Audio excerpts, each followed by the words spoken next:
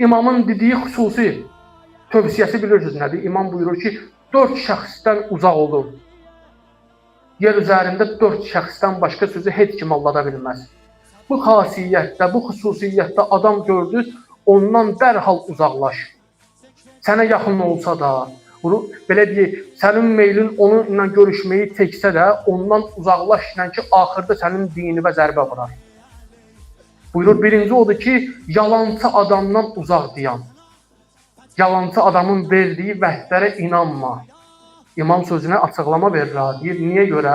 Çünki yalancı adam uzağı sənə yaxın göstərər, yaxını sənə uzaq göstərər.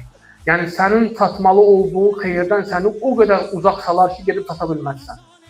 Sənin çatmalı olduğun xeyri səndən o qədər uzaqlaşdırar ki, o qədər sənə bəhanələr gətirər ki, gedib onu çata bilməzsən. Ona görə yalancı adamdan uzaq qal. Ondan uzaq gəl.